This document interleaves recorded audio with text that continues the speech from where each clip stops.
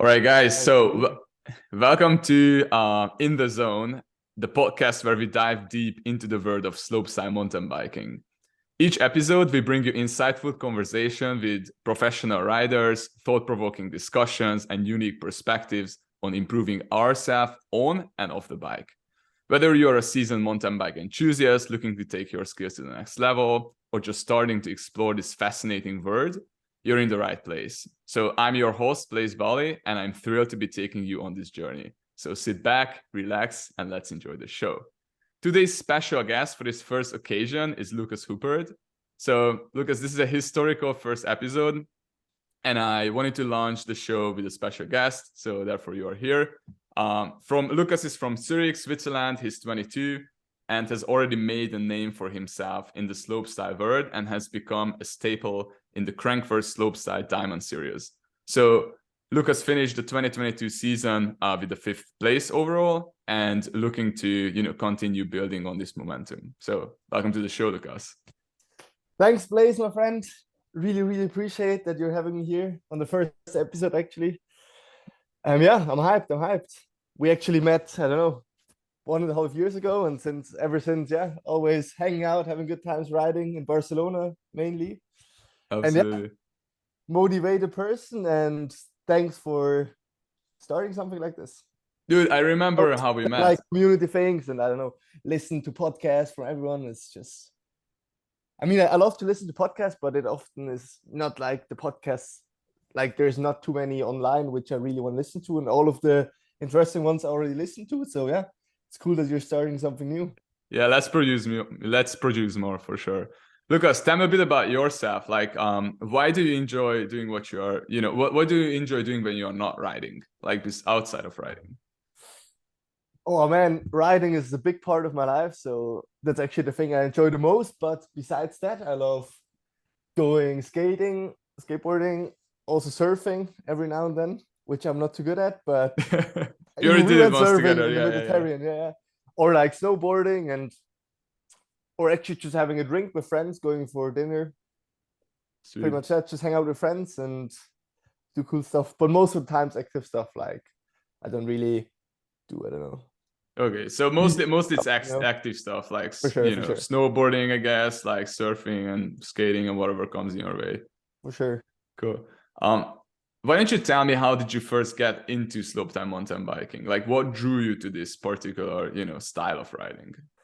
Actually, I started really young riding cross-country bikes in our local cross-country cyclocross club, because in that area I'm living, there's so many like actually really good cyclocross and cross-country and road, you name it, all of those sports riders. And with about 10 years old, I got my first like 4-cross dirt jump bike. And one guy, what was it? What was the name of the bike? What type of bike?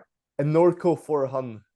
I see. Like brightest yellow bike with blue rims, blue forks. Insane one. But anyways, two towns further, it's like super close, like a 10-minute bike ride. There was one guy which had jumps in his backyard. And I met him somewhere at some point, and then we just started riding there. And from then on, we just built bigger jumps, and pretty. The rest is history, right? Yeah, actually, we just always take the jump bigger, and at some point we need an excavator, and What was the first trick you learned? Do you remember? I actually don't remember, but I know I did my first 360 with 10 years old. 10 years old already. That's a big thing. That's a big thing at the age on a mountain bike, though, not on a BMX. On a BMX. Yeah, I know. That's a massive thing back then. And I was like tiny kid. I mean, I was always tall for my age, but still, that I could spin that 15-kilo bike around was. That's crazy. And did you have anyone else? Did you have anyone else in your network who could do it? Like any friends who could do the 360? Yeah, there was like that guy with the jumps in the backyard. He was. I see. So you saw he can do it. Really good for that time. It was like 16 or something, but huge Supermans, also 720s. It was. Wow, I think that's an interesting one, because I often see that once people believe something is possible, it's easier for them to achieve, right? And so that's why my question, I was curious, like, did you just like learn 360 out of like nothing and then And then I realized like you saw someone and you know like, okay, it is possible. So you did. Because I remember like back then, dude, like it was like 12 years ago, right? A 360 on a mountain bike was like a massive thing. Like a tail whip or a 360 was like that was big stuff, yeah. Yeah. And now every kid does it. Yeah. That's the Literally every single first thing kid you does it. learn. Yeah. I see. So have you ever thought, you know, back then, have you ever thought that you will be riding at such high level later? Like, did you have any idea you want to become like a pro or you want to like be on the top, you know, amongst the top dogs? Because that's where you are right now. Yeah, I mean, I was always like a competitive kid, I'd say, you know, like always wanted to be the best doing it. Also in snowboarding as a kid, in like the age of 10, I was snowboarding, always wanted to be super good and like did some small competitions, but like super tiny ones, you know, like ski school or snowboard school competition. And also did skateboarding from like 6 to 10 years, and I was always pushing somehow. But I'm like, if I look at it now, I'm like, whoa, damn, wait, I'm the guy also riding Crankworx Whistler, because like one of the most inspiring videos for me was Crankworx Whistler 2009. And then me with 18 years old, also doing my first one was insane. But I didn't think that I could like make a living out of riding. I see. So it's actually the absolute dream.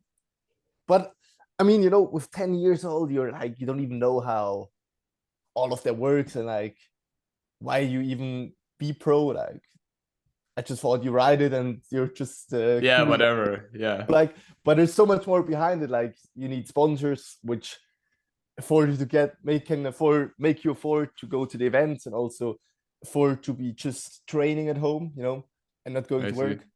So there's so much more things, but I think it just comes naturally. And I just always wanted to do new stuff, and I really enjoy learning new stuff because I get bored in whatever I do. If I do the same thing forever, I get bored.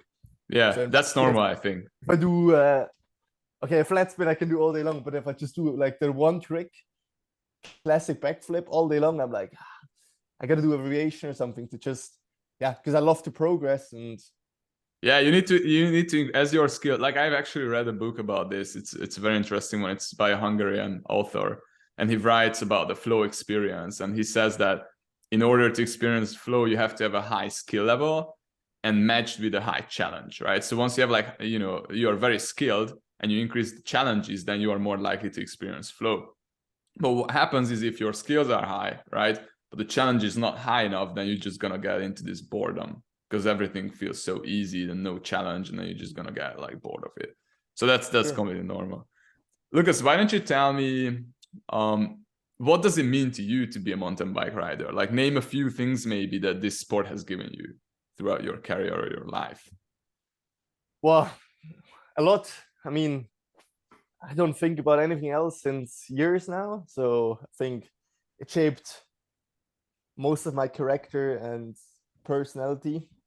So I don't know, it's just big part is friendship. Like, I met so many amazing, cool people from all over the world. Like, I don't know, you from Hungary, or I have some friends from everywhere. And it's like, I know it's just the community, the friendship, the also at events, if we're like super bad practice, windy all week long, barely rode the course, and then it's like, okay, boys, it's time to drop in, and everyone is like hyping each other up. And I know it's just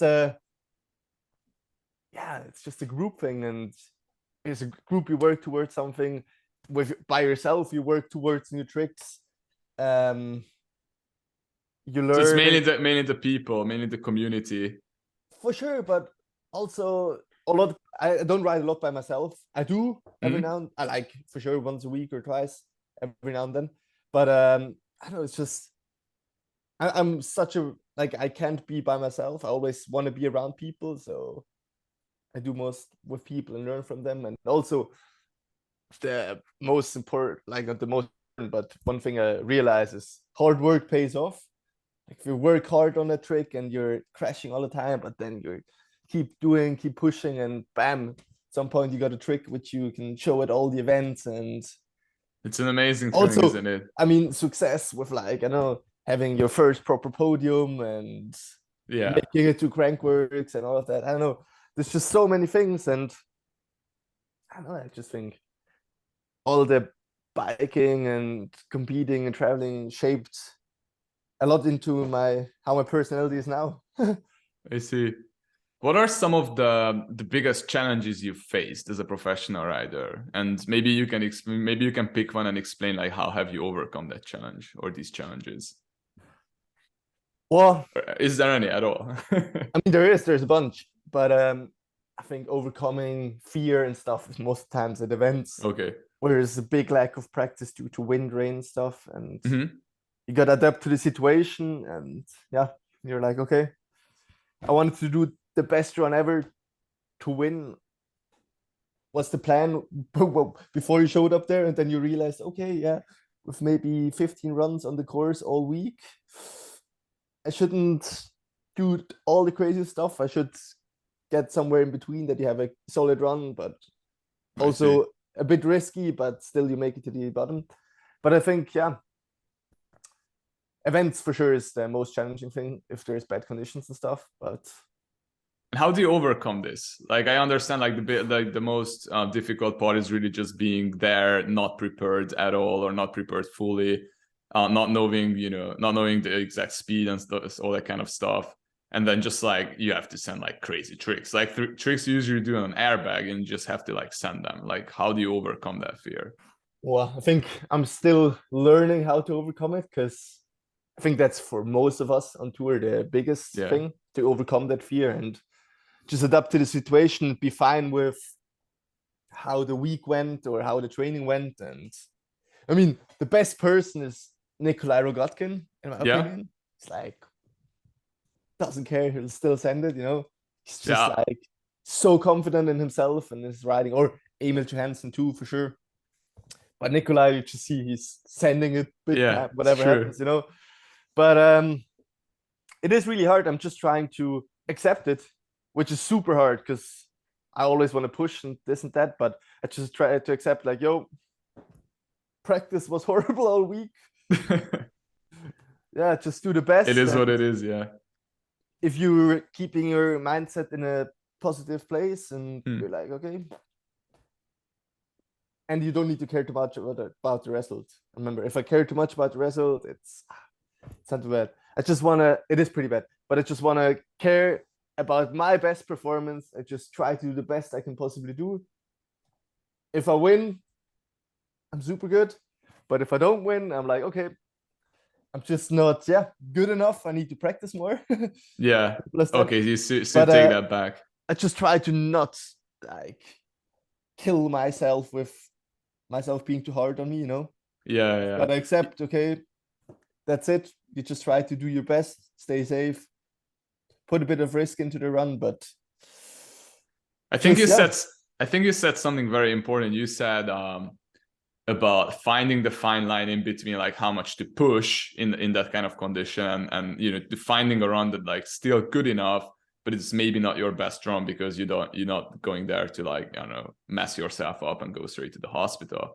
Yeah, for So sure. I think that's very important to like strategically to have the self-awareness to know what is it that you can actually try or put in the run, and what is it that you maybe do not have to do on a certain jump or somewhere. Because I've seen it many times with less experienced riders. They learn a lot of things, they get super excited, their progress is great, and then they just do something very like something that from an outside perspective may not be the smartest decision, or they are may not that much ready, and then they mess themselves up, like they build in the fear, they go to the hospital, they out for like whatever, like half a year or a couple months, and that takes longer for them, like that slows down the actual progress. So my question, I know it was a pretty long intro for a question, but the question being is that how do you, like, what are your techniques? Like, how do you manage that? Because as far as I know, like, we do not, like, mountain bikers, we don't have an actual coach who would, like, in gymnastics, there is a coach who would tell you, okay, do this, don't do that. And then you kind of like just lead, you just like follow the lead. But here we do not have a coach who can tell us. So what is your strategy? Like, what do you do? How do you assess how much risk to take in a given time? Yeah, I mean, risk management, I know it's not like I'm sending my craziest tricks to hard landings all the time, you know? Like at home, you ride off the mulch jumps, or also we have an indoor airbag for winters in Skills Park in Winter Tour. But yeah, like if I feel like, okay, I can land the trick, then I'm doing it. But it's not like I would go to La Poma and send the craziest line I could possibly do every day. All the time. Anytime I crash a La Poma, my skin is gone. Like, Yeah. and that's with pad. But to be honest, I do so many contest runs lately that I don't want to do contest runs on normal sessions all the time, because I know I can do all those tricks in a row, but it's just a lot of risk, you know. Yeah. Often, if I'm at La Poma, for example, I don't know if all of you guys knows, but there's like 5 big jumps in a row, and the last 2 jumps are like there's a bit more space in between them. So if you crash, you can still ride out somehow, and you don't crash into the next kicker. So that's why I trick these jumps more, because yeah, it's just a bit less stressful. And I know I could do it on the jumps before, but it's just like, well, I don't know. Maybe I'm just too lazy. I don't know. And when I was 18, I was just sending contest lines all the time in La Poma. Yeah. But now I'm like, okay, I know I can do those tricks, and I don't want to do contest lines all the time, because there is a risk. There's a risk everywhere, but I don't know. Depends. If I'm really hungry for a cool clip or something, I'm like, come on, let's just do it. And I love it, because if I do finish the line, which I was had in my mind all week, then I'm like, yo, stoked, you know? I see. But there's a thin line. But most of the bangers I do like mulch jumps or something. Or maybe you know it, but at Alejandro's like sand landing. Yeah. Just still kind of painful if you crash, but yeah. I'd rather do a banger trick there than midline in La Poma.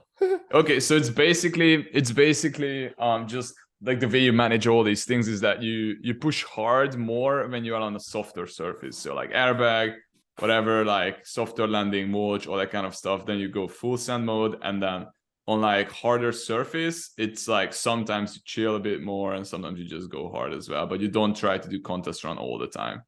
Yeah, but I mean, there's people which still go hard in hard landings all the time.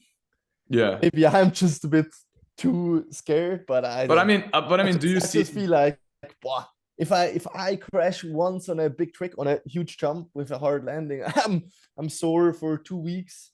Yeah, you're done for 2 weeks, and then it's not sure if that's worth it. Excuse me. Yeah, no worries. I need to. That's okay. Shut up. Yeah. So basically that's one thing, and the other one is really just the built-in fear. Because I believe, and this is my perspective, is like once you crash a lot from something, then you can start doubting your ability. So maybe what you say makes sense. Like, don't do contest runs all the time. Like, once you know you can do something, do them when you have to, or do them when you really feel like. But on a bad day, don't try to like force it on you, because if you have a bad, because we all have bad days and good days, no? For sure. And so if you have a bad day and you are at only like 75% of your, you know, on your maximum focus, and you try to force something on yourself on hard surface, and you're out of 2 weeks, what is that good for? You're building your fear into you, and then it's like slowing you your progress. But for young riders on the podcast, I would try to do as many contest lines as possible. If you're like hungry for contests, you know, like if you're in La Poma, just send it and try to do all the tricks in a row, because it's way easier to do just a crazy trick on the last jump. Yeah, I see. And good example, Max Fredriksson, as far as I remember, or I got told from him, is his breakout season was just after he spent 3 months or something in Spain, La Poma. And he told me he literally just sent the contest lines every single day. And bam, he's skyrocketed. Skyrocketing. Like podiums, all the big events. Yeah, skyrocketing the career. But now he doesn't do too many contest lines. There, I don't know, he told me. But I think younger people, like we said, it's way more sandy. But at some point, you're like, I don't know, it's just kind of the risk management. But I feel like if you go there, all the young riders are like sending all the craziest runs, bam, bam, bam. And the bit more experienced riders are not like, you know, double tail looping first jump, switch double tail loop, this, that. even they could, but it's just like, Yeah, it's a bit different with age as time goes by. I think I can tell you from experience, I'm 28. I was definitely more open to send it every day when I was 18. for Like sure. I was just like all in every day. But remember that, wow, it was so insane. The videos Max posted there and just send contest runs all day, every day. And I think if you do that and yeah, you stay healthy, then it's the best thing ever. Okay. Let's talk about training, shall we? I'm curious, what is your training regime? What is your training plan normally for a normal week? Because you mentioned like in the last 6 weeks you are like putting in a lot of work into building stuff, but like normally, how do you train? It really depends. There's like, sorry to cut you up. I'm talking about things like how many times you ride, how many times you like, you know, attempt to try new tricks, or like just learning like putting together lines or doing contest runs, how many times you kind of like just chill or take it easy, gym or any kind of like additional training that you put in, like what's your schedule looks like? It really depends. I'll talk about the off-season schedule now. In the off-season I go often to Spain for like 2 or 3 weeks, so there I almost ride every day because it's just absolutely amazing. Riding and everything's perfect. Yeah, you agree. Yeah. But at home, it is really weather dependent. The last few weeks, like now it's February, so winter, have been amazing. There was 7 degrees in sun and epic. So I try to ride, let's say 4 times per week or 5 times a week. Yeah. 4 or 5 times. Twice in the evening at Skills Park. Mm-hmm.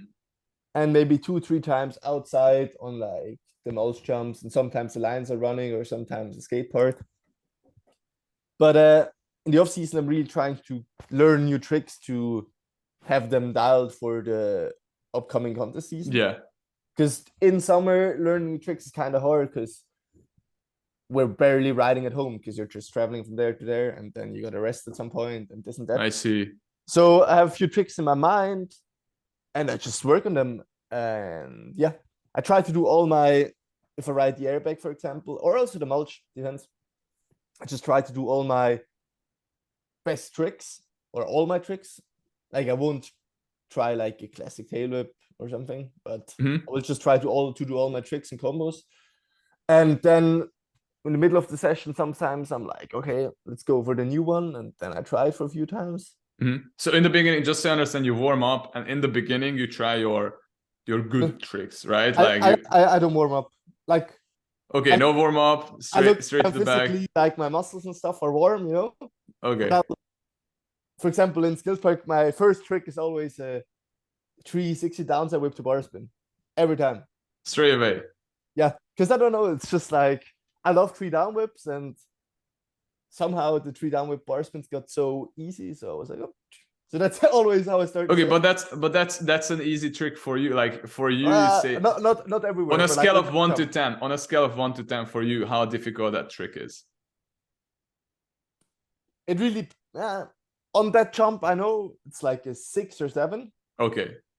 So it's still kind of hard because yeah. You start with a 6 or 7.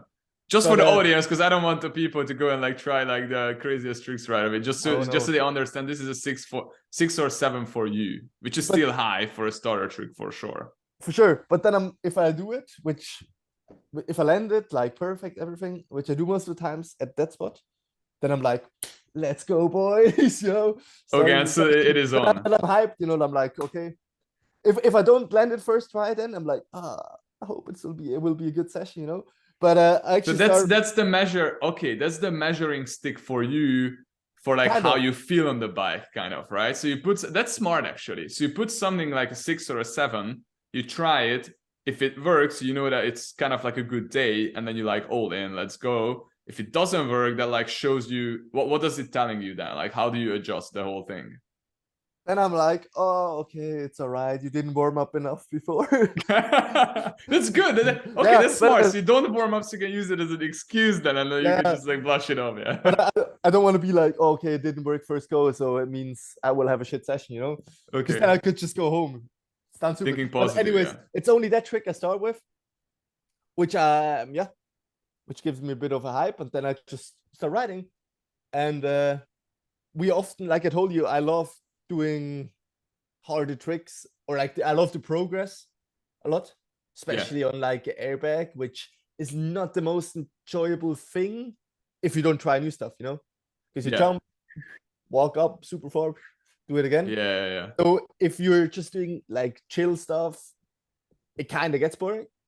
That's why I try to start and push, and then I just do all my tricks, and then I go to the tricks which are like a 9 or 10 for me, and then I do them and crash. Sometimes I never crash because I land all of them first try, which I'm like, yeah, let's go. But there's often days which I do crash, and then I try, let's say, whatever, triple tail whip 2-3 times. If they work, I'm like, whoa, super hyped. But if I crash 2-3 times, then I'm actually not doing that one.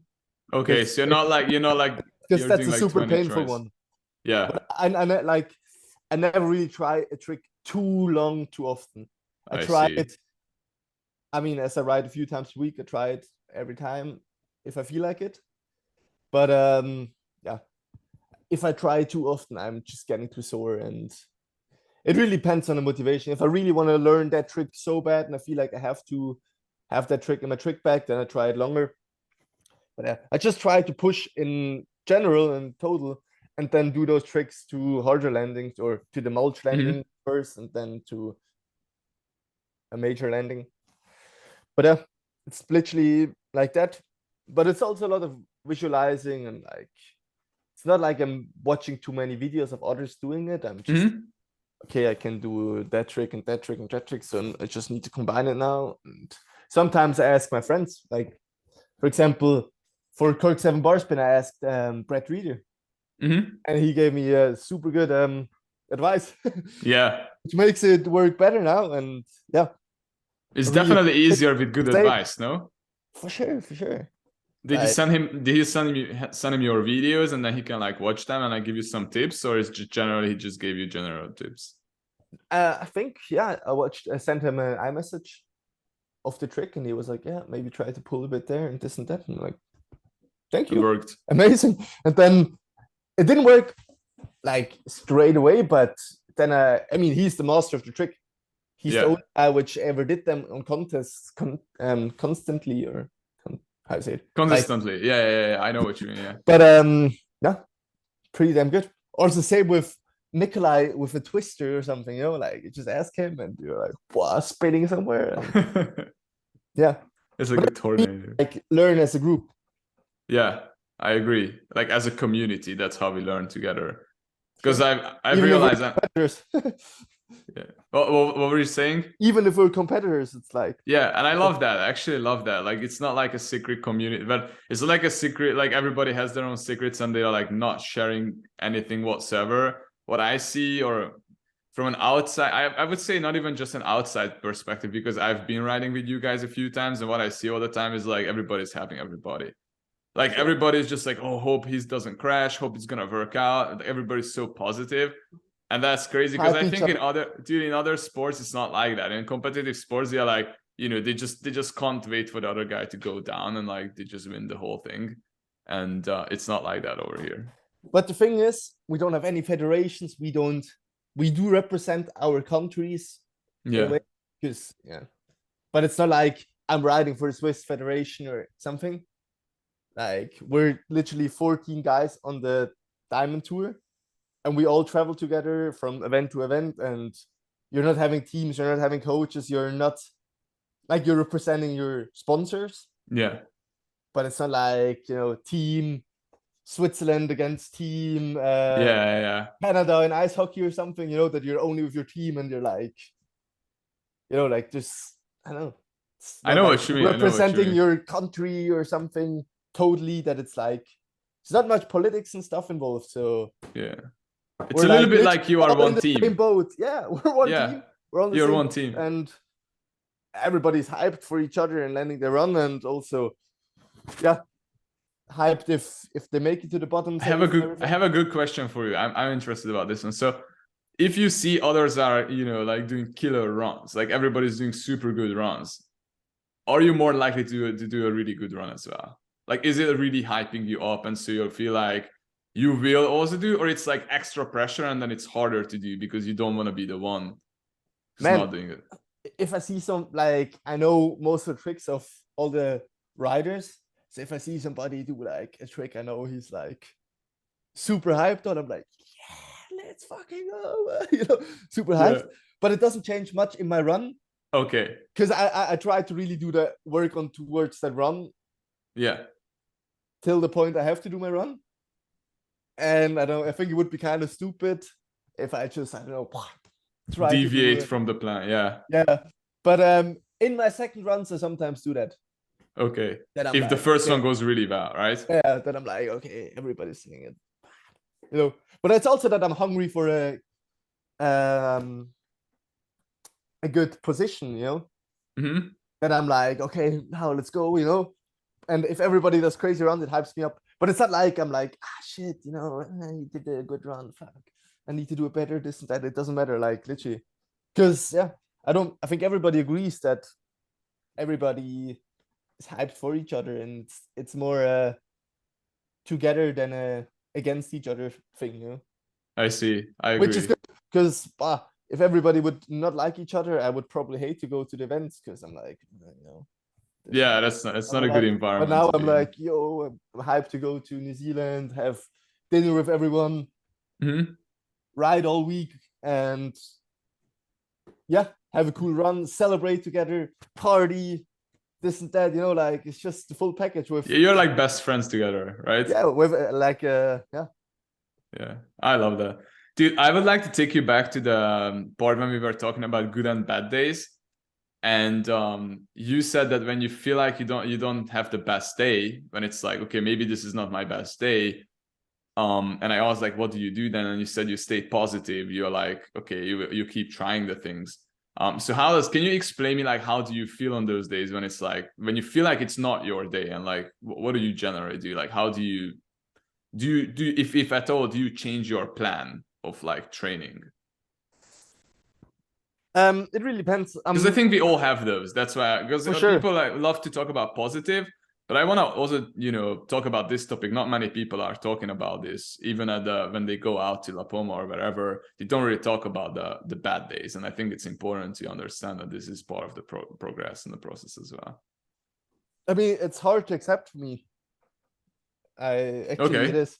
But then it really depends. Like, if I often have a bad day, if I like my focus is not there, if my focus is somewhere else about other things, which, yeah, I'm just like, if I can shut my brain off on other things and can't fully commit to the riding, to the session at that point, then it's always hard. But if I'm riding and if I crash a few times, then I'm like, yeah, whatever, you know, like, just it is by riding bikes, and we don't need to push all the time and do the craziest tricks and whatever. If I feel like, yeah, today's the day I'm gonna send, then I'm gonna send, and I love the progress and stuff.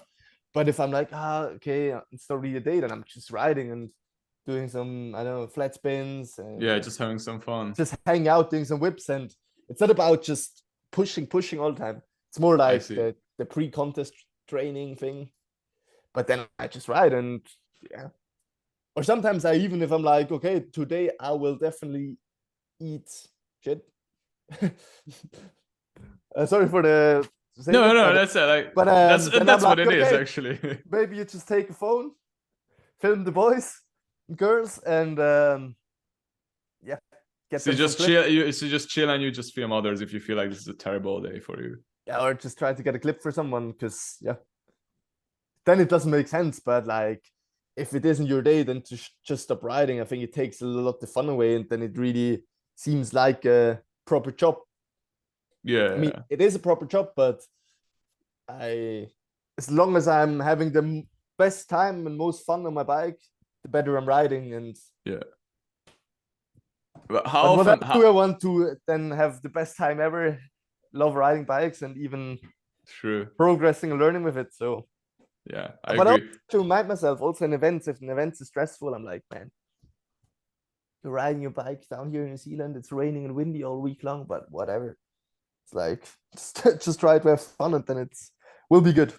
Yeah. Okay. So it has a lot to do with like how you look at things, like your perspective 100%. of, hey, I'm here to have fun, whatever. Like if it's not a good day, you can still be like, yo, I'm not in a prison cell. I'm not in, I don't know, Africa where you don't have food. I'm just like being here with my bike, having fun, sun is shining, whatever, and Yeah. I'm free. And I think that's the only thing that matters. I almost forget what I was gonna ask, but I wanted to ask about like how often do you experience those days when you feel like, well, this is definitely not my day? Like let's say a month, just ballparks, like how many times you have those? It really depends. It really depends. It really depends on how everything is going, Like if, I don't know, for example, when the war started in Ukraine, like I don't know, it was so, like, it made me so sad. It still makes me sad, but I'm not trying to listen to the news every day. But I like see. at that time, these weeks, I was like, I couldn't, like, I always thought about that, and it made me so sad, you I know. see. And these things really, yeah, push me down. So it really depends. But if it's summer, I'm having the best time. I don't listen to too many things which make me sad. I'm around good people, and I'm having the best days ever all the time. Okay, so But it's usually, it really depends on how happy and how everything else is around it, and yeah, how it many starts with bad you, right? distractions are around it. But even if I'm happy with everything, and like there's not those things like I told you, Yeah. there is not really those 2 bad days, because then you're like, okay, today's not the day I'm sending a double flip and a triple whip and all of this stuff. Today's the day I'm just chilling, not chilling, but like just riding. And it's about the riding and not about the progress. So it's not even bad days. Mm-hmm. But yeah, like I told you, there's the bad days mainly if there's somebody, like really something really pushing you down, and I just bad see. things happening everywhere, which, yeah, I is think that's I think that's normal, like in any for kind of everyone. elite sport or like any kind of sport. If you generally have a bad day, because of outside circumstances, or you just don't feel good in your body, like even in work or whatever. I experience that if my working day is not going too well, I'm usually not having a good bike riding either. It's like goes For hands in sure. hand. So it's like, you know, it is what it is. And so therefore I think it's like, it's not just how you are on a bike, it's how you are off the bike as well that like can help you progress. And so that's why it's important to have all those things kind of like, to try improving every areas of life, because that helps you to improve in every area of life as well, right? It goes hands in hand. It's a full package. Yeah, I agree. I have a good question for you. Can you describe me a time when you faced a difficult decision related to your career or your riding? And maybe how did you approach the situation, or what did you learn from it? um I don't know if you know it, or most people, but from 2016 to 2020, I did an apprenticeship as electrician Mm-hmm. on construction site. So I did like all the electricity in a house, from like building the house to the end. Yeah. Um, but then I was working 5 days a week, always from 7 to 5, Mm-hmm. 7 a.m. to 5 p.m. And I went to school one day of the week. So 4 days of work, one day of school, and 5 weeks total all over the year of holidays, right? Only 5 weeks. Totally. And I did joyride, I did all the events, everything. Wow. That was insane. Dude, that's Because good. That's so good. That's so good we have this on the podcast, because I think there are a lot of people out there like being in similar situations, not knowing what to do. yeah, and man, it was a tough one. Because I was the only guy having any job on tour. Mm-hmm. I was the youngest, the only guy doing, like, I literally went from joyride, which was Saturday, straight to construction on Monday morning, 7 a.m.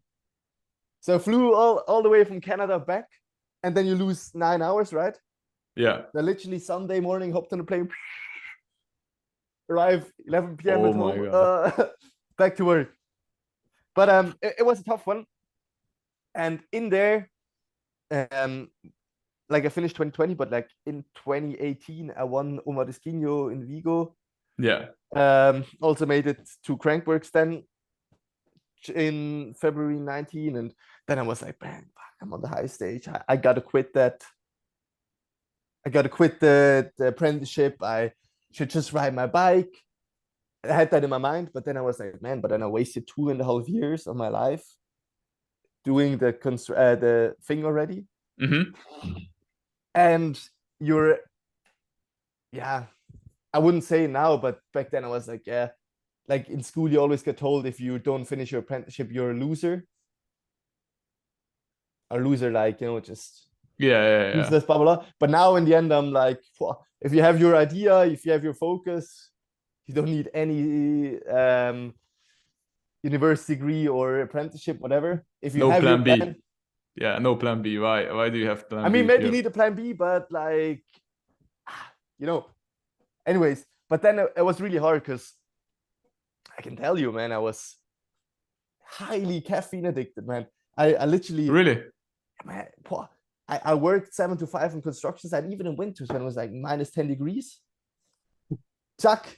And I always kept Dude, my I love this is actually on the podcast. I love this story of yours. Just keep going. I yeah. love this. But then I always had my bike at the HQ of the company. HQ, it's like, but I had it there. Yeah. So came back, bam, super tired, like from just being outside all the time. And then I'm like, okay, gonna change the backpack. Went with my work clothes and my bike because I was like 16, 17 in the beginning, and in the beginning of the apprenticeship. And then I took the train, went to Zurich in summer to ride outside, and winter to Skills Park in winter tour. Yeah. Had like a 50-minute train ride. Went there, coffee, send all the tricks. Then yeah, when did I make it there? Maybe at like 6 or 7, rode for 2-3 hours, took the train back, made it home at like 10, 10:30, 11, took a shower, went to sleep. Morning waking up at like 6 a.m. On repeat. Caffeine all the time. Dude, that sounds crazy.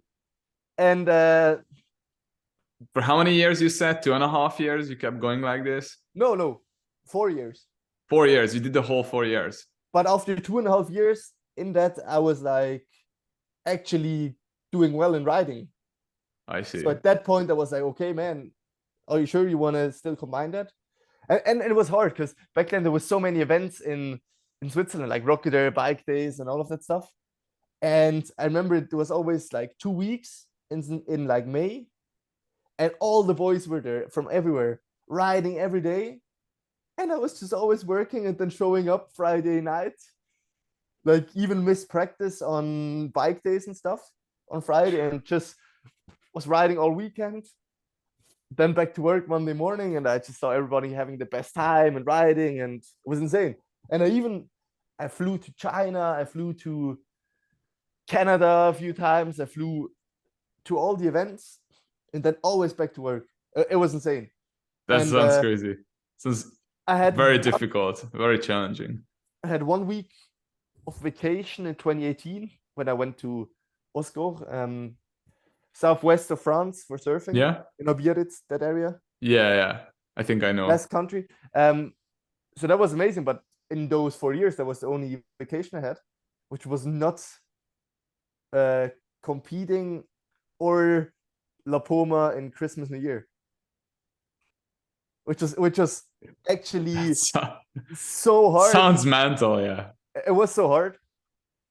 But I loved it. I loved the competing. I loved especially me with 18, you're like being on tour. All in, yeah. Going everywhere, competing, doing well, and partying with the boys. It's like that. I was like, wow. I feel like, I don't know. It was just insane, Me, 18-year-old youngster, I loved it. I still do love it. Like totally. But I just mean it was a really damn hard time. And I realized that it was always 200% for like 2 months. Then totally getting sick for like a week. Yeah. Back at it 200%. It was just insane. But I like, yeah. Now looking back, I was a bit too young and too much sending it and Too much ambition, yeah. too much ambition, which now looking back, I'm like, well, good you did it. And I think it also takes a bit of pressure away because I don't know if I will ever work on that job, but I know like, okay, you did something. It's not like you put everything on riding, you know.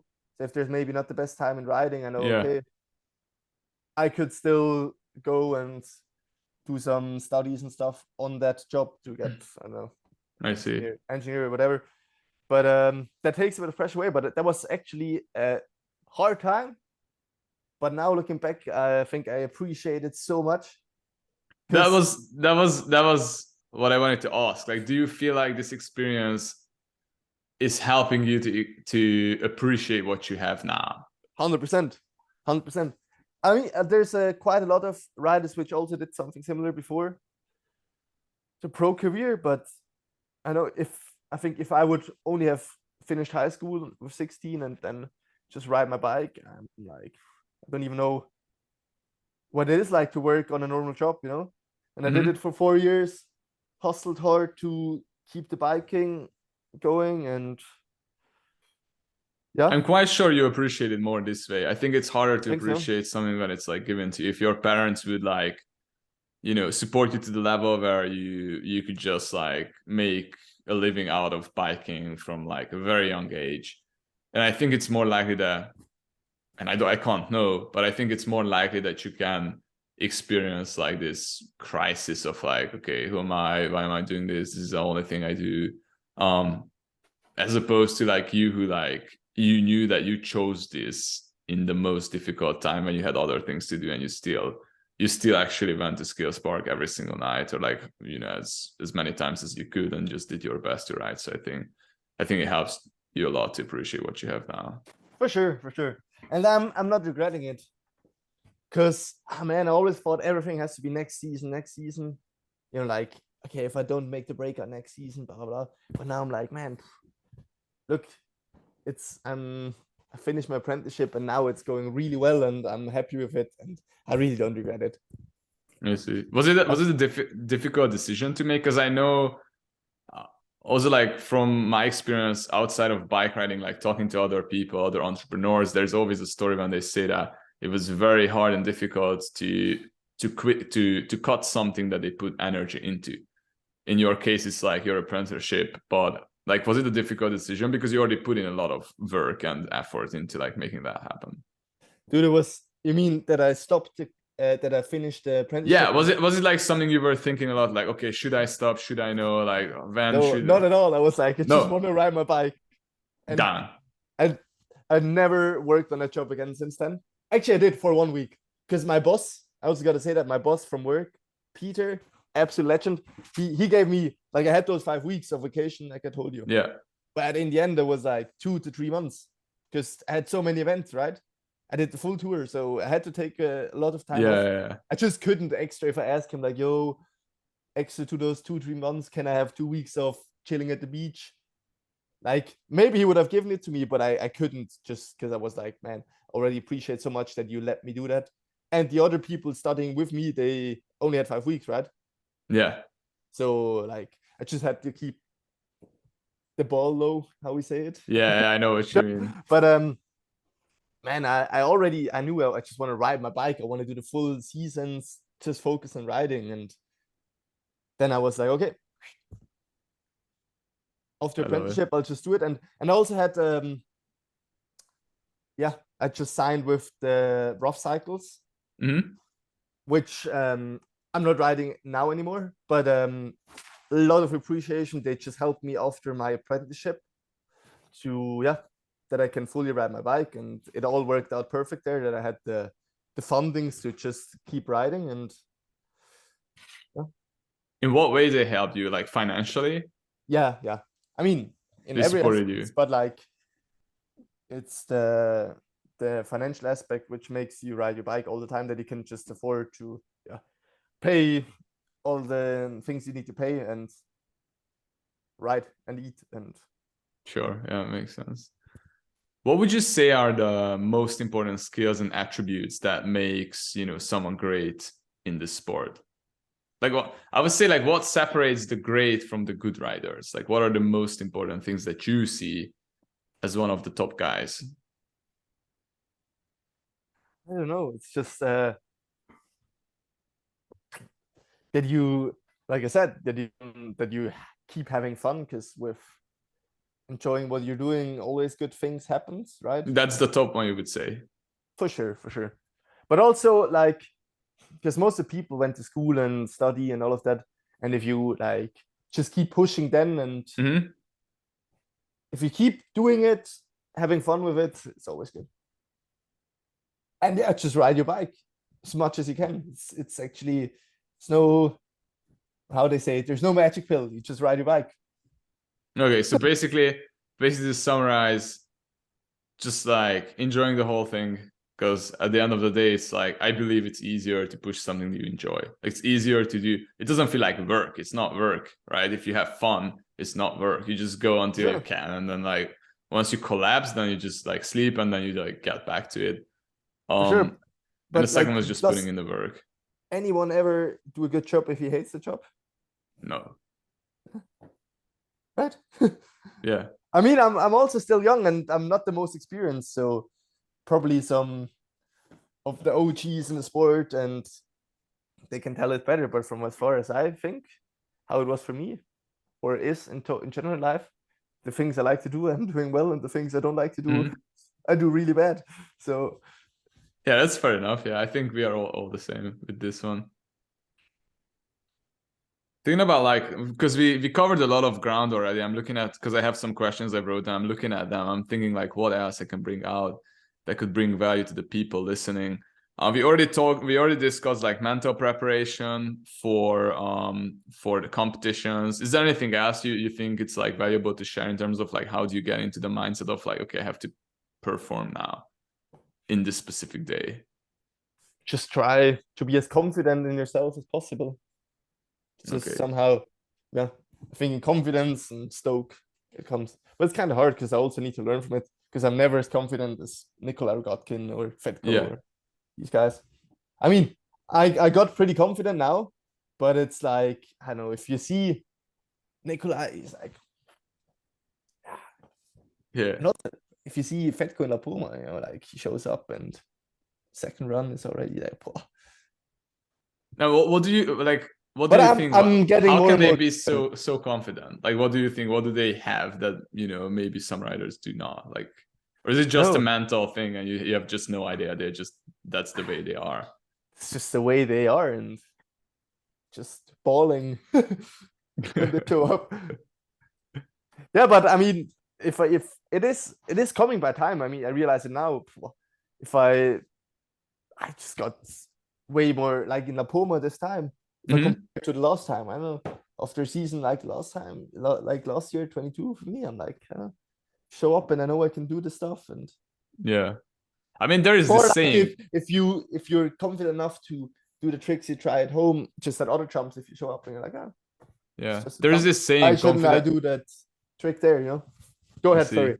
No, I was just gonna say, like, confidence comes from competence. I love that. Sure. Right, just work and like build up your skills to the point where you are confident. And so I think that's the way. Like, you just have to build your skill set, and the more you see that you can do things, the more confident you will grow. And then it's a flywheel effect, because then you are confident, you try new things, and then it just goes upwards. So sure, I think that's really the secret. We were talking about training. I think we haven't mentioned anything outside of bike. So like, how do you train off the bike? Do you do just cardio sometimes off the bike? Do you lift weights? Do you go to the gym? Do you do any kind of physiotherapy or anything like that? I gotta be honest, I don't really. Just completely honest. Really, this is the show where we are like, don't really hit the gym hard at all. Okay. But I do a lot of foam rolling. Yeah, foam rolling. Stretching. I mean, stretching not that much, but way more than I used to do. But foam rolling like almost every day. For injury prevention? No, just, I mean, yeah, but more if I don't do it, then I feel sore as hell every day after riding. Okay, so to It's like more take off the soreness. to keep going, I just see. to ride your bike every day, and not every day, but like 5 times As a week much or as you something. can, yeah. But yeah. Now in winter, there's like an insane spot where I live, like 10 minutes from my house, which is so good. It's like just next to the river, which is there's like a thermal thing, like the warm water comes out of the thermal bath, I think. Thermal bath, No, which is totally natural, which is like 42 or 47 degrees, so super hot, just next to a river, which is 6 degrees in winter. So I always go warm, cold, and that's so nice. Best recovery thing for me.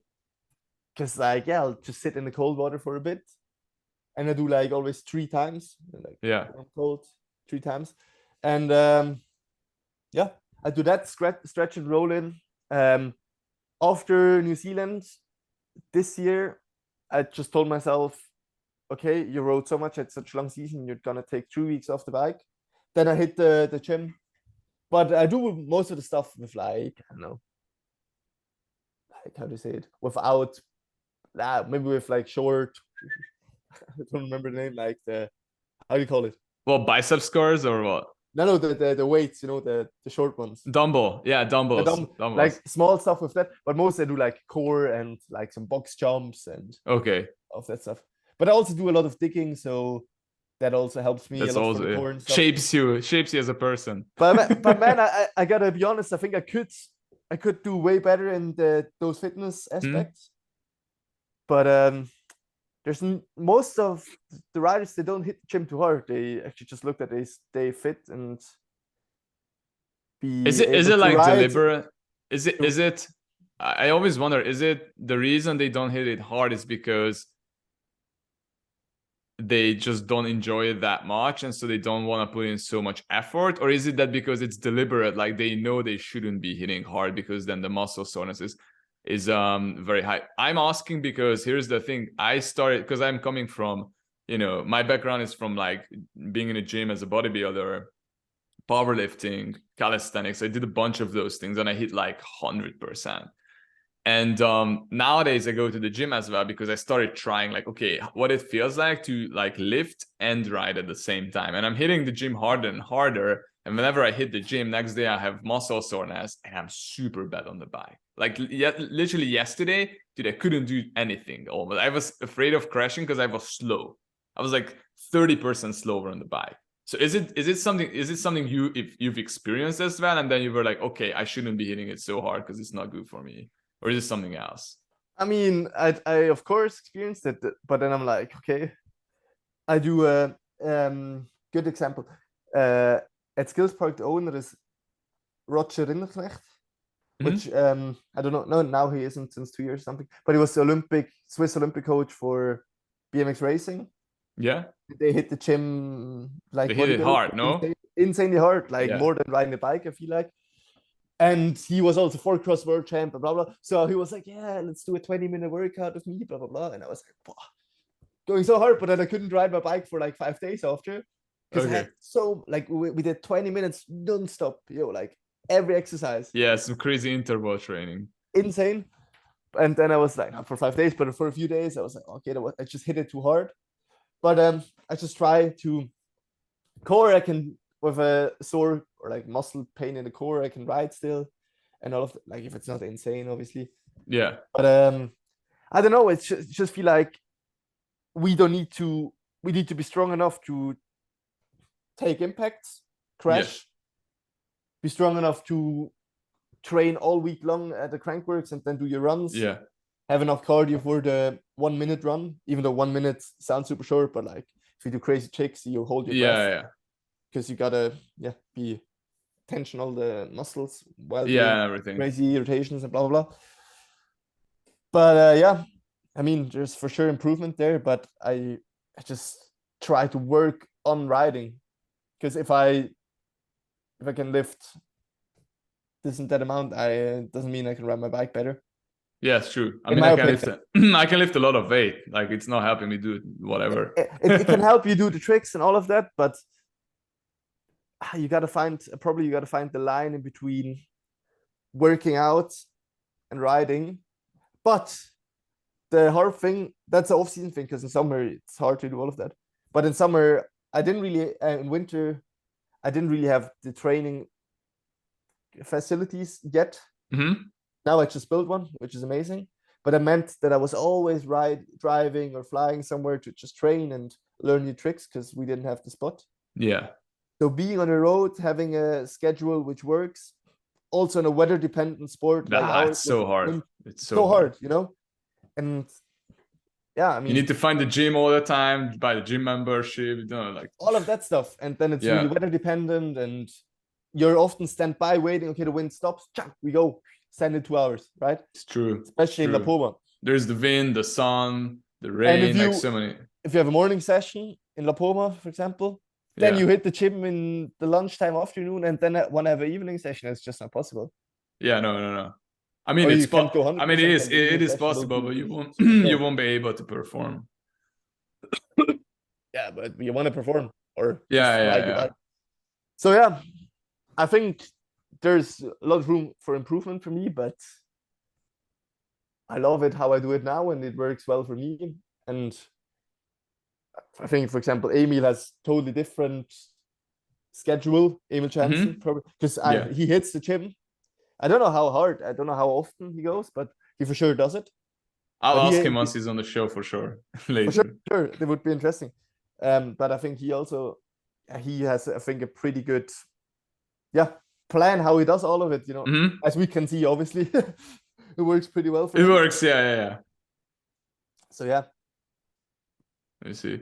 Have you tried some of these what is it called? Movement coordination or balancing exercises like balance board, juggling, and stuff like that? I saw David Godziak is doing some of those things with his trainer, and I actually gave them a try in the last few weeks just to see how it is, because I think I need to improve my hand coordination. I think my legs are pretty good, but my hands are clumsy sometimes. So I started doing them to see if it has any effect. Do you do those sometimes, or have you tried them? I tried them, but it's like I'm redoing them. No. And people which know me, they know that I'm super clumsy. You are? So clumsy. Really? How's it even possible? Dude, I'm probably one of the clumsiest people you know. It's hard to believe, man. It's very hard to believe. It isn't. But yeah, I don't know. Maybe I should do that, but I don't know. But it seems like you're doing really well to a clumsy guy. Yeah. In an extreme sport, man, you need to have like, you know, those skills. I'm pretty clumsy, but also like the off season this year is 12 weeks. So building your own training spot, this and that is like, there's not much time to try too many new things, you know? Yeah, I agree. I think if it would be a COVID season again with no events, then these things really work. But I just worked on my own training facility for 6 weeks out of those 12. Almost every day. So I have like 6 weeks to be pretty much ready again. I think I got to ride my bike and don't be juggling too much at home. Yeah, that's true. Like the main focus should stay the main focus. Like you're not trying to become a juggler. So as long as you can ride the bike, you can try new things. But if you don't have more time, like that's it. You just don't have the time, because you gotta eat, gotta sleep, gotta ride the bike. And but don't understand it wrong with, like I said, with the juggling, because I think it probably helps a lot. But for me, it's hard to, because I have I think a good working routine now, and I just keep doing that for now. And if I have a longer off season, I try to improve stuff. But if I completely turn around my routine, put it upside down, and then you gotta get used to it. And now there's not so much time to get used to it. So I see. You gotta adapt to the situation, like you said already. Have you ever thought about, or are you working with sport psychologists? Because like I know a lot of the big athletes in other sports they do, but it's not super common in slopestyle mountain biking. Not really, to be honest. I mean, I talk a lot with my friends and stuff about things, but it's not really I'm seeing an expert. I see. Because I only heard I asked this question from many of the guys at the Crankworx series in Innsbruck, because I was very curious to see, and I think only a few guys told me that they do have. So I think maybe this is something that's yet to come, or I don't know if it's gonna happen. it's just you got to find a good one which knows sport Yeah.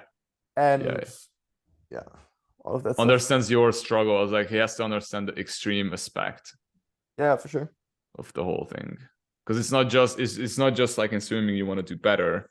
It's like if you are overconfident, that has a price as well. So it's just it's risk and all of that stuff. Yeah. Okay, let's see what else we haven't talked about. I think you already mentioned many things. We were talking about good or bad days.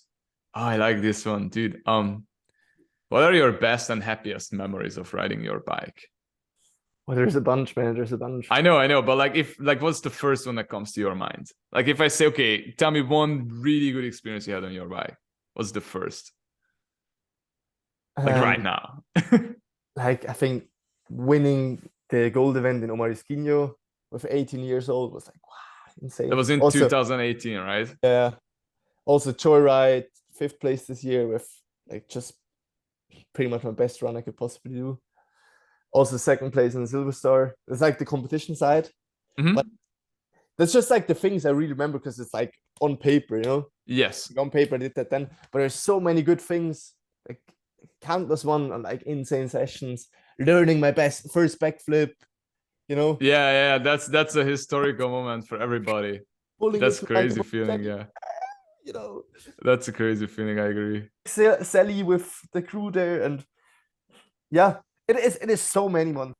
I can just it's hard to name it now because I really need to think about a lot of things. But like the first backflip, like I told you now, but the other things on the events, like landing your dream run and all of that stuff. But I think if I look, there's this crazy stuff. For example, I didn't do it obviously, but like Lim won his over jump over a wall thing in Joyride. It's probably for him one of the best things, like probably, yeah. That's crazy. It's not really about the results. It's just the saying that you did your dream run, I see. What about let's flip it around. What about the worst memories or injuries? Like it's actually hard to say. I don't have too many bad things about the riding. Just maybe some no, but then it's more that things in life were not the nicest or something, that it would be just like a bad time, Yeah, it's not, so it's not really the riding. It's not really the riding. No, it's like I don't know if there's bad things happening or something, then you're sad in total, So yeah, the riding of course. is shit then too. Yeah, so that's totally how it works. Huppy, what advice would you give to an aspiring slopestyle mountain bike rider who are just starting out? Yeah, like I already said, just besides send it, bro. no. Keep having fun. Keep having fun. If you have fun, there's always good things happening, and if you love what you do, and send it too. Yeah, for sure.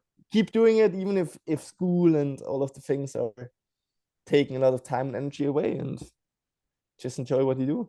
Sweet. And if you don't enjoy what you do, then maybe don't do it. But do something else than what you enjoy. For sure. I think that's what it's all about. We're not wired the same way. We enjoy different things, I think. 100%. What are you most excited about in your future or in the future of slopestyle mountain biking? What are you most looking forward to? Man, there's so many things. I know the future is bright and the best is yet to come, right? I love it, yeah.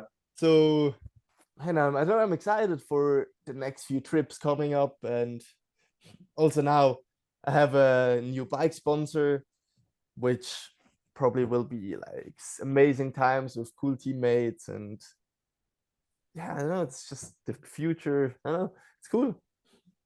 Is it official already? Who's the sponsor, or it's still? It isn't, but probably I don't know when you announce it, but should be in the next few weeks. It's just taking a bit of time now, but I'm hyped and. That's congratulations for that, by the way. Thanks, I'm really happy. I'm stoked. But the future is I think I'm excited. Yeah, it's good to hear. Look, I think we are coming towards the end of the show. There's only one more topic I want to touch, because this is something I've been working on lately, and I'm just trying to collect as much information as possible. So basically, I think we already discussed this in briefly when I was in Switzerland, but I'm looking to build a program, you know, from mountain bike riders to mountain bike riders. And I want to put together a holistic program, an online program where there would be coaches people can reach out to. But like besides the coaches, it would also be like video, you know, video content, teaching people different things. And also the most important thing is the community, like to help each other, because I think that's the biggest thing, besides everything else. And I want to put in the program, like obviously the basic things like how to do different tricks, but that's, you can just watch on YouTube as well, but like the basic how-to videos. And then I want to include like psychology, mindset of riding, like fear management, anxiety management, you know, any kind of assistance training. So like interval training, weight training, how to train explosiveness, which is very important in our sport, I believe, you know, how to improve reaction time, movement coordination, stretching, like things you mentioned, foam rolling. And then besides that, like put in like physiotherapists into the program, and also like sport psychologists, like good one, into the program that people can work with if they want. And then also like basic things on like how to fix the bike, how to build dirt jumps, you know, or like how to build bike parks, like how to build a kicker and stuff like that.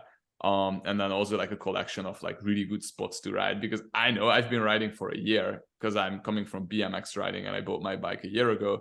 But then like here there are like different spots, like different dirt jump spots, and I didn't know where they are. So I needed to put in a lot of work on like messaging you guys, messaging people, hey, can I ride here? Can I ride there? So I put together like a big Google Maps of like different spots with like the links on Instagram, LinkedIn. So this is a holistic thing. This is not like I'm just working on this one. I'm like trying to figure out what is important, what is important to put in, what is important to take out. So just want to like pick your brain to see like, do you feel like, can you think of anything that people would be interested in and I might be missing from this list of, you know, things? I mean, it sounds like a full package to me. Yeah, I don't know. I mean, it sounds interesting, and also all the like explosiveness exercises and all those things I can learn a lot from. So, and also from the riding ones, because I obviously can't do all the tricks. But it would be, yeah, it would be interesting. And if you make a good platform there, it can make especially young people's life all easier with knowing the spots and all of the stuff and the tricks and blah blah.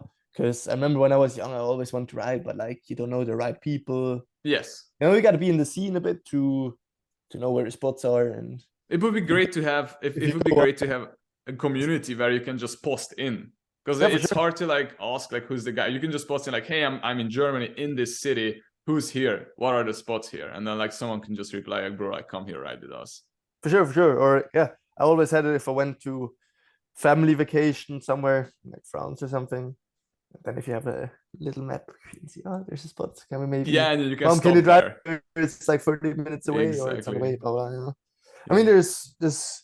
Yeah, could be a cool thing, and cool that you're, yeah, trying to do and make things work there. And is this a new project?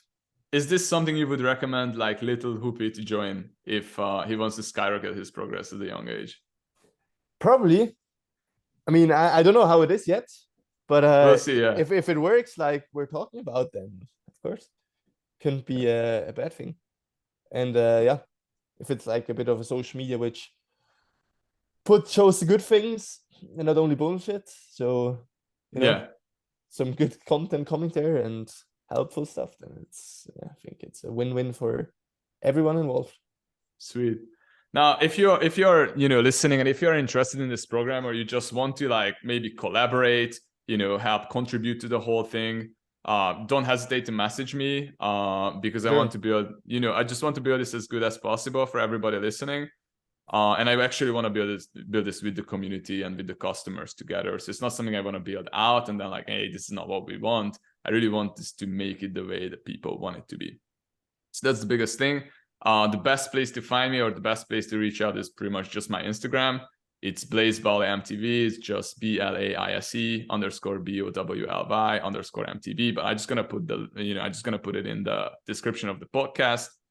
And what do I have now, actually? Because I wanted to put together something, and I explained this to you before the podcast.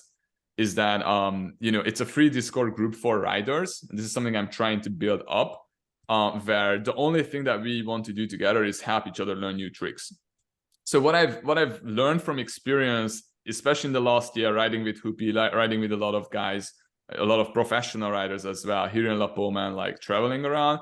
What I've learned is that many times I try a new trick and I want to do them different. I want to learn them, but I just keep falling the same way. I just keep making the same mistakes, like, 5-10 times.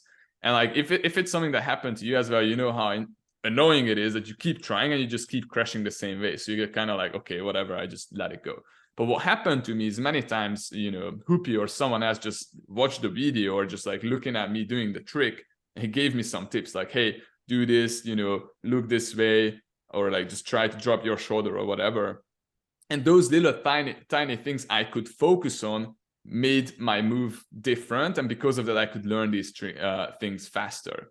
So this is something I want to like help people accomplish together. So because of that, I have this community completely free. You can just join in. And the purpose of the whole thing would be that once you are in, if you are learning something and it's like not really working out for you, drop in a video, like show us what you do, and the community will get back to you. So like the people inside, if no one gets back to you, I'm probably gonna get back to you and help you out. But I'm hoping that a lot of people would, like what I see in skate parks, a lot of people are super happy to like give a couple tips. So I'm sure there will be someone who knows the trick and will give you a couple pointers. And that way you can just learn, faster. So if you're interested in that, I will leave the link in the description as well. You can just join in, say hi. Let's see how big we can build this. Invite your friends, invite everybody, your mother, your father, your dog, your cat, and let's see how big it grows. So pretty much that's it. Huppert, for you, I thank you so much for your time. Thank you so much for being so vulnerable on the podcast, like sharing not only the good things, but also like the hardships and stuff. I think that was a really insightful part. And the only thing I would say is looking forward to see you in the future, because sure. I'm probably going to visit you in Switzerland. For sure. And I'm also trying to come to Catalonia in the next few weeks, actually. Absolutely, man. Would love to come before Rotorua, to be honest. Yeah. So maybe see you next week, actually. That would be great, dude. Come out next week. Why not? Sure. Yeah. Sick. Awesome. Well, Huppert, it's been a pleasure. Thank you so much. Enjoy your day. And guys, until next time. Ciao.